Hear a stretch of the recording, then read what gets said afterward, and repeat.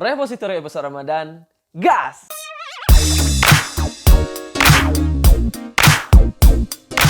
Halo teman-teman YouTube, halo juga Sobat Receh semua. Bagaimana puasanya, lancar? Jangan sampai ada ngambil buku tengah ahi. Ingat iko nggak duduk kayak kedai, nggak duduk kayak bengke, mana baik itu.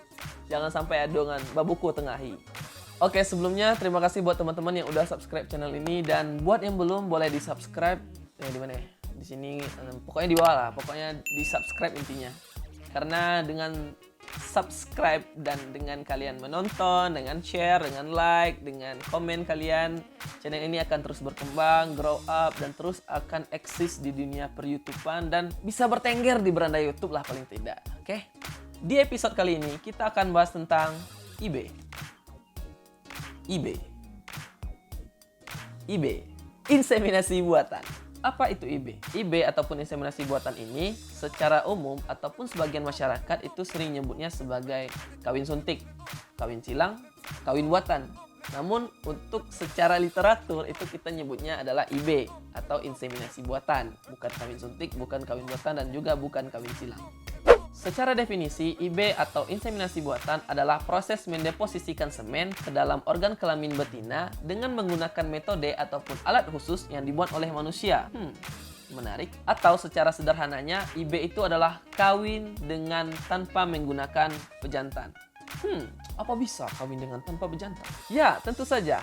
IB adalah jawabannya. Ada beberapa alasan kenapa kawin dengan IB ini dilakukan. Pertama, hemat biaya pemeliharaan. Kenapa? Karena sudah ada IB. Cukup dengan straw, kemudian ada tenaga inseminator, dan kita punya ternak betina. Ketika ternak tersebut estrus, kita tinggal kawinkan tanpa dengan pejantan. Selain itu, ada banyak sekali keuntungan dari kawin dengan teknik ataupun teknologi IB. Kita bisa mengatur jarak kelahiran, kita bisa mencegah inbreeding, kita bisa mencegah penyakit menular, kemudian bisa menghindari insiden ketika kawin secara alami, dan yang terpenting itu kita bisa menyimpan straw, semen, atau spermatozoa dalam waktu yang cukup lama. Bahkan di saat ternak itu sudah mati, kita masih punya bibitnya. Jadi seperti itu. Selain itu, IB juga bisa meningkatkan mutu genetik.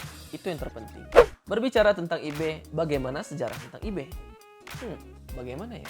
Mulanya pada abad ke-14, di mana seorang pangeran Arab ini ingin mencuri semen kuda musuhnya dengan menggunakan tampon kapas, yang mana kuda tersebut terkenal dengan tampan dan kecepatan larinya. Kemudian ia masukkan semen tersebut ke dalam vagina kuda miliknya yang sedang estrus. Setelah itu, kuda itu bunting dan lahir kuda baru dengan memiliki ketampanan serta kecepatan lari yang sama juga dengan kuda musuhnya. Cerita tersebut merupakan cikal bakal dimulainya penelitian tentang artificial insemination ataupun inseminasi buatan. Kemudian, beberapa abad setelah itu ditemukan pula mikroskop oleh Anthony van Leeuwenhoek beserta rekannya, di mana pada saat itu juga dia melakukan penelitian tentang sel kelamin jantan ataupun spermatozoa. Kemudian ditemukan folikel oleh De Graaf, kemudian dilakukan IB pada amfibi oleh Mario Spallanzani, dan terus berkembang hingga akhirnya ditemukan teknologi untuk pembekuan semen. Dan pada tahun 50-an barulah IB masuk ke Indonesia. IB masuk ke Indonesia itu dibawa oleh Profesor B. Said yang berasal dari Denmark melalui Fakultas Hewan dan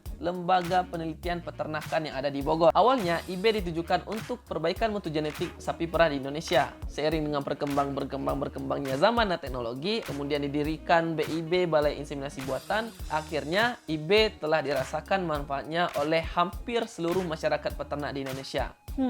Lalu bagaimana IB ini dilakukan? Bagaimana proses IB? Bagaimana sih pelaksanaan IB? Mana yang IB? Let me terangkan to you, oke? Sesuai dengan pengertiannya, IB itu dilakukan dengan menggunakan metode dan alat khusus yang dibuat oleh manusia. Alat seperti apa? Ya, insemination gun. Proses awal dari pelaksanaan IB adalah melakukan tawing semen. Tawing semen, semen beku, straw. Straw, ingat video sebelumnya dong? Ya dong. Jadi, straw ataupun semen beku pertama itu kita tawing terlebih dahulu selama kurang lebih 30 detik. Straw ataupun semen yang telah kita tawing, kemudian kita masukkan ke gun IB. Setelah kita masukkan ke gun IB, kita pasang plastik sheet. Kemudian, ternak yang ingin kita IB tersebut, kita lakukan handling, di mana kita masukkan ternak tersebut ke dalam kandang jepit supaya lebih mudah pelaksanaan IB. Bisa juga tidak, asal petugasnya terampil. Namun, itu sangat berbahaya karena akan besar sekali resiko terjadinya insiden pada saat pelaksanaan IB. Setelah itu, petugas ataupun kita sebut dengan inseminator ini menggunakan perlengkapannya. Paling utama itu adalah glove ataupun sarung tangan.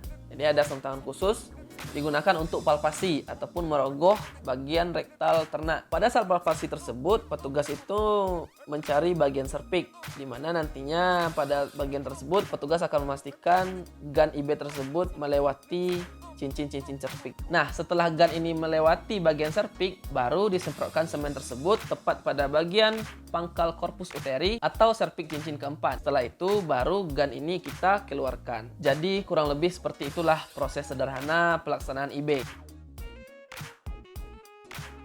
Tentu teman-teman bertanya, kenapa harus di cincin keempat? Kenapa nggak di cincin ketiga, cincin kedua, cincin ke-1, atau cincin putih? Cincin putih.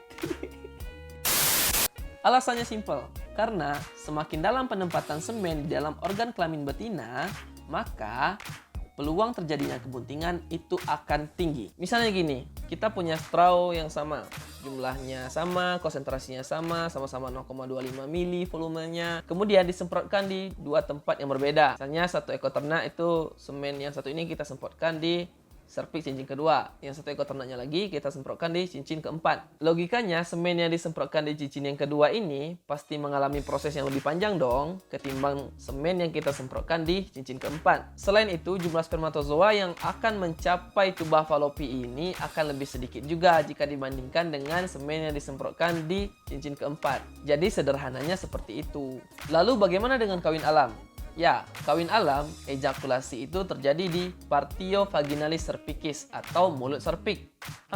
Otomatis lebih jauh dong? Ya dong. Ya, benar sekali. Prosesnya akan lebih panjang. Namun, perlu diingat pada kondisi ini, jumlah volume semen yang diejakulasikan dengan kawin alam itu jauh lebih banyak ketimbang dengan kawin dengan metode IB. Jadi kurang lebih seperti itu. Mungkin itu aja untuk video kali ini. Semoga bermanfaat dan semoga menambah wawasan teman-teman sekalian. Jangan lupa like, komen, dan subscribe. Jika kalian punya opini dan pendapat berbeda, boleh komen di kolom komen di bawah ini. Jangan lupa komen.